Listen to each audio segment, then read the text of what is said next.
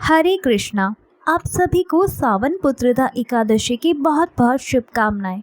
हस्तिनापुर की भव्य राजसभा आज शांति से भरी हुई है, परंतु महाराज युधिष्ठिर के अंतःकरण में गहन चिंता व्याप्त है। राज्य का संचालन, धर्म का पालन और प्रजाजन का कल्याण, ये सभी कर्तव्यों को उन्होंने निष्ठा से निभाया है, परंतु फिर भी एक प्रश्न उनके मन में बारंबार उमड़ता है। एक ऐसा प्रश्न जो न केवल राजधर्म से जुड़ा है, बल्कि समस्त मनुष्यों के जीवन और उनके भविष्य की चिंता से जन्मा है। वे विचार मग्न होकर अपने महल के एकांत कक्ष में बैठे हैं। उनके नेत्र दूर क्षितिज को निहार रहे हैं, पर मन भीतर की किसी गहराई में उतर चुका है। उनकी चिंता है, क्या उन दंपतियों के लिए जिनके जीवन में संतान रूपी प्रकाश नहीं है, कोई ऐसा व्रत या उपाय है जिससे वे संतान सुख प्राप्त कर सके, या जिन्हें पुत्र प्राप्ति की कामना है उन्हें पुत्र प्राप्ति का सुख प्राप्त हो सके। क्या ईश्वर ने ऐसा कोई मार्ग बताया है जो निसंतानों को भी संतान की कृपा दे सके? यह प्रश्न केवल कोई सांसारिक जिज्ञासा नहीं थी, यह एक धर्मात्मा राजा की भावना थी जो समस्त प्राणियों के कल्याण हेतु उत्तर खोज रहा था। और जब धर्म के पथिक, सत्य के सेवक युधिष्ठिर महाराज इस भावना से श्री हरि को स्मरण करते हैं, तब स्वयं भगवान श्री कृष्ण, द्वारिका के नाथ, योगेश्वर, धर्म और करुणा की मूर्ति, अपने दिव्य दृष्टि से ये पुकार सुन लेते हैं। सहस्त्रों सूर्यों की आभा लिए श्री कृष्ण एक क्षण में प्रकट हो जाते हैं युधिष्ठिर महाराज की राजसभा में, और उनका आगमन केवल आलोक लेकर ही नहीं आता, बल्कि समाधान लेकर आता है। एक पवित्र व्रत की दिव्य कथा के रूप में, जो उन लोगों के लिए वरदान है जो संतान की अभिलाषा रखते हैं। श्री कृष्ण मंद मुस्कान के साथ कहते हैं, हे धर्मराज, तुम्हारा यह प्रश्न न केवल धर्मपूर्ण है, अपितु करुणा और लोक कल्याण से ओतप्रोत है। मैं तुम्हें उस व्रत की कथा सुनाता हूँ जो श्रावण मास की शुक्ल पक्ष की एकादशी को किया जाता है और जिसे पुत्रदा एकादशी कहा जाता है। अब आरंभ होती है वह दिव्य कथा जिसे स्वयं श्री कृष्ण ने धर्मराज युधिष्ठिर को सुनाया, जो आज भी श्रद्धा और विश्वास से जीवन में संतान सुख की आशा लेकर आती है। महाराज युधिष्ठिर ने पूछा, हे मधुसूदन, श्रावण मास के शुक्ल पक्ष में किस नाम की एकादशी आती है? कृपया उसका भी वर्णन कीजिए। तब भगवान श्री कृष्ण बोले, राजन, प्राचीन काल की बात है। द्वापर युग के प्रारंभ का समय था। महिष्मती नगरी में राजा महिजीत अपने राज्य का पालन करते थे, किंतु उन्हें कोई पुत्र नहीं था, इसलिए वह राज्य उन्हें सुखदायक नहीं लगता था। अपनी अवस्था अधिक देखकर राजा को बड़ी चिंता होने लगी। उन्होंने प्रजाजनों के बीच बैठकर एक दिन इस प्रकार कहा, प्रजाजनों, इस जन्म में मुझसे कोई पाप नहीं हुआ है। मैंने अपने खजाने में अन्याय से कमाया हुआ धन भी कभी जमा नहीं किया। ब्राह्मणों और देवताओं का धन भी मैंने कभी नहीं लिया है। पुत्रव्रत प्रजा का पालन किया है, धर्म से पृथ्वी पर अधिकार जमाया है। दुष्टों को, चाहे वे बंधु और पुत्रों के समान ही क्यों ना हो, मैंने उन्हें हमेशा दंड दिया है। शिष्ट पुरुषों का सदैव सम्मान किया है और किसी को द्वेष का पात्र कभी नहीं समझा। फिर क्या कारण है जो मेरे घर में आज तक पुत्र उत्पन्न ही नहीं हुआ? आप लोग कृपया इस पर विचार करें। राजा के ये वचन सुनकर प्रजा और पुरोहितों के साथ कुछ ब्राह्मणों ने उनके हित का विचार करके गहन वन में प्रवेश किया। राजा का कल्याण चाहने वाले वे सभी लोग इधर उधर घूमकर ऋषि सेवित आश्रमों की तलाश करने लगे। इतने में ही उन्हें एक आश्रम पर मुनि श्रेष्ठ लोमस जी के दर्शन हुए। लोमस जी धर्म के तत्वज्ञ, संपूर्ण शास्त्रों के विशिष्ट विद्वान, दीर्घायु और महात्मा है। उनका शरीर लोम से भरा हुआ है। वे ब्रह्मा जी के समान तेजस्वी है। एक एक कल्प बीतने पर उनके शरीर का एक लोम अर्थात रोम विक्षण होता है, टूट कर गिरता है, इसलिए उनका नाम लोमश हुआ है। वे महामुनि तीनों कालों की बात जानते हैं। उन्हें देखकर सभी लोगों को बड़ा हर्ष हुआ।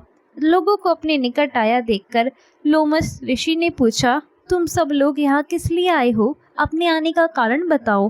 तुम लोगों के लिए जो भी हितकर कार्य होगा उसे मैं अवश्य ही करूँगा। प्रजाजनों ने कहा, हे ब्राह्मण, इस समय महिजीत नाम वाले जो राजा है, उन्हें कोई पुत्र नहीं है। हम लोग उन्हीं की प्रजा है जिनका उन्होंने पुत्र की तरह पालन किया है, लेकिन उन्हें पुत्रहीन देखकर उनके दुख से दुखी होकर हम तपस्या करने का दृढ़ निश्चय करके यहाँ आए हैं। हे द्विजोत्तम, राजा के भाग्य से हमें इस समय आपका दर्शन प्राप्त हुआ है, और महापुरुषों के दर्शन से ही मनुष्यों के सब कार्य सिद्ध हो जाते हैं। मुनि, अब हमें उस उपाय का उपदेश कीजिए जिससे हमारे राजा को पुत्र की प्राप्ति हो। उनकी बातें सुनकर लोमश ऋषि 2 घड़ी के लिए ध्यानमग्न हो गए। उसके बाद राजा के प्राचीन जन्म का वृत्तांत जानकर उन्होंने कहा, प्रजावंत सुनो, राजा महीजीत पूर्व जन्म में मनुष्यों को चूसने वाला धनहीन वैश्य था, और वह वैश्य गांव-गांव घूमकर व्यापार किया करता था। एक दिन ज्येष्ठ के शुक्ल पक्ष में दशमी तिथि को जब दोपहर का सूर्य तप रहा था, वह किसी गांव की सीमा में एक जलाशय पर पहुंचा। पानी से भरा हुआ जलाशय देखकर वैश्य ने वहां जल पीने का विचार किया। इतने में ही वहां अपने बछड़े के साथ एक गौ भी आ पहुंची। वह प्यास से व्याकुल और गर्मी से पीड़ित थी, इसलिए तालाब में जाकर जल पीने लगी। लेकिन वैश्य ने उस पानी पीती हुई उस प्यासी गाय को हटाकर दूर हटा दिया और स्वयं पानी पीने लगा। उसे पाप कर्म के कारण राजा इस समय पुत्रहीन हुए हैं। किसी जन्म के पुण्य से इन्हें निष्कंटक राज्य की प्राप्ति हुई है। प्रजाजनों ने कहा, हे मुनि, किंतु पुराणों में तो उल्लेख है कि प्रायश्चित रूपी पुण्य से ही पाप नष्ट होते हैं, इसलिए कृपया ऐसे पुण्य कर्म का उपदेश कीजिए जिससे उस पाप का नाश हो सके। तब लोमश ऋषि बोले, प्रजाजनों, श्रावण मास के शुक्ल पक्ष में जो एकादशी होती है वह पुत्रदा के नाम से विख्यात है। वह मनोवांछित फल प्रदान करने वाली है। तुम सब उसी व्रत का पालन करो। यह सुनकर प्रजाजनों ने मुनि को नमस्कार किया और नगर में आकर विधि पूर्वक पुत्रदा एकादशी के व्रत का अनुष्ठान किया। उन्होंने विधि पूर्वक जागरण भी किया और उसका निर्मल पुण्य राजा को अर्पण कर दिया। कुछ ही समय में रानी ने गर्भ धारण किया और प्रसव का समय आने पर एक स्वस्थ और बलवान पुत्र को जन्म दिया। इस प्रकार पुत्रदा एकादशी के इस पावन महात्म्य को सुनकर मनुष्य पापों से मुक्त हो जाता है और यह लोक में सुख पाकर परलोक में स्वर्गीय गति को प्राप्त करता है। इस प्रकार जैसे ही श्री कृष्ण की वाणी शांत हुई, धर्मराज युधिष्ठिर गहन मौन में डूब गए। श्रद्धा से उनके नेत्र झुक गए, हृदय विनम्र हो गया और आत्मा अलौकित। श्री कृष्ण ने न केवल एक व्रत की विधि बताई थी, बल्कि एक संदेश भी दिया था कि जब श्रद्धा और विश्वास से व्रत किया जाए तो वह केवल कर्म नहीं अपितु वरदान भी बन जाता है। युधिष्ठिर महाराज बोले, हे केशव, आपके श्रीमुख से पुत्रदा एकादशी की महिमा को सुनकर अब मुझे समझ में आया कि केवल शरीर से किया गया उपवास नहीं, बल्कि और मन और आत्मा से किया गया व्रत ही फलदायी होता है। जो मनुष्य श्रावण मास के शुक्ल पक्ष की एकादशी को श्रद्धा, नियम और भक्ति से व्रत करता है, उसे पुण्य की प्राप्ति होती है, और यदि वह संतानहीन है तो उसे पुत्र रूप में कृपा का वरदान मिलता है। तब श्री कृष्ण ने कहा, हे धर्मराज, यह व्रत कलयुग में विशेष प्रभावकारी होगा, क्योंकि जब मनुष्य अपने कर्मों से थक जाएगा तब यही व्रत उसे आशा और फल देगा, और जो इस व्रत की कथा को श्रद्धा से सुनता है वह भी इस पुण्य फल का भागी बनता है। युधिष्ठिर महाराज ने इस ज्ञान को संजो लिया और फिर उन्होंने अपने अनुजों, प्रजा और संत जनों को ये व्रत करने का उपदेश दिया। विदा लेने से पहले श्री कृष्ण ने कहा, हे धर्मराज, अब मैं लौटता हूँ, पर याद रखना, जहाँ सत्य होगा, जहाँ श्रद्धा होगी, वहाँ मैं सदैव उपस्थित रहूँगा। धीरे धीरे श्री कृष्ण का रूप प्रकाश में लिपटा हुआ ऊपर उठता है, जिससे कोई ज्योति आकाश में विलीन हो रही हो। सभा निशब्द हो जाती है, परंतु श्री कृष्ण के वचनों की प्रतिध्वनि अब भी युधिष्ठिर के मन में गूंज रही थी। व्रत केवल उपवास नहीं, व्रत है आत्मा की तपस्या और श्रद्धा है वह सेतु जो मनुष्य को मुझ तक पहुँचाता है।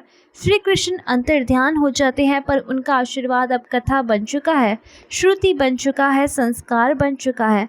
प्रिय श्रोताओं, जैसे ही हम पुत्रदा एकादशी की इस पवित्र कथा को पूर्ण करते हैं, हमारे मन में प्रभु श्री हरि के व्रत की महिमा बस जाती है।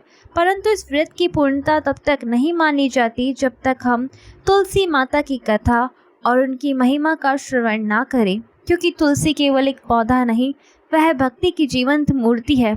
उनके बिना श्री हरि का पूजन अधूरा है, उनके बिना व्रत का फल अपूर्ण है और उनके बिना एकादशी की पूजा स्वीकार नहीं होती।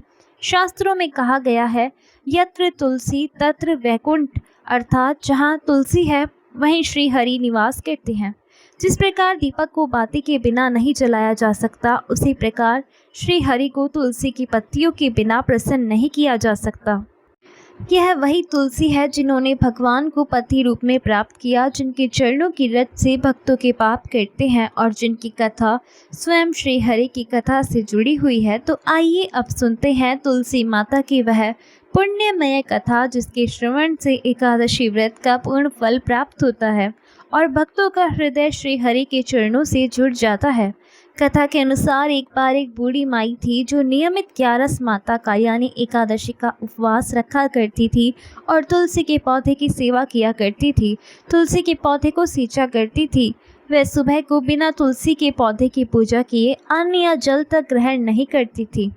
जब भी वह बूढ़ी माता तुलसी के पौधे को सींचती थी तो तुलसी माता से कहती, हे तुलसी माता, सत्य की दाता, मैं तेरा बिरवा सींचती हूँ, मुझे बहू दे, पीले रंग की धोती दे, मीठा ग्रास दे, बैकुंठ में वास दे, अच्छी मौत दे, चंदन का काट दे, अच्छा राज दे, खाने को दाल भात दे और 11 के दिन कृष्ण का कांधा दे।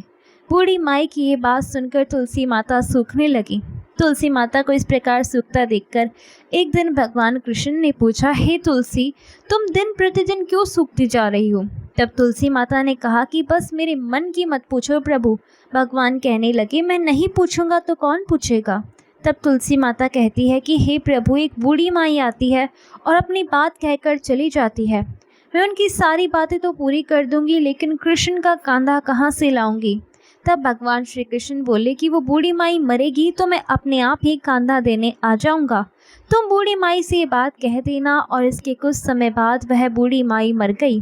बूढ़ी माई के मरने पर सारा गांव इकट्ठा हो गया और उनका अंतिम समय आने पर जब उन्हें उठाने लगे तो वह बहुत भारी हो गई, जिससे वो किसी से उठाए ना उठ सके। सभी कहने लगे तो बहुत धर्मात्मा थी, बहुत संस्कारी थी, खूब पूजा पाठ करती थी, कोई पाप तक इन्होंने नहीं किया, फिर ये इतनी भारी कैसी हो गई? तभी बूढ़े ब्राह्मण के भेष में वहाँ भगवान श्री कृष्ण आए और कहने लगे, भीड़ कैसी है? तब गांव वाले बोले कि एक बूढ़ी माई मर गई है और आज एकादशी का दिन है। वो इतनी पापिन थी कि उसकी अर्थी उठाई नहीं उठ रही, ये तो बहुत भारी हो गई है।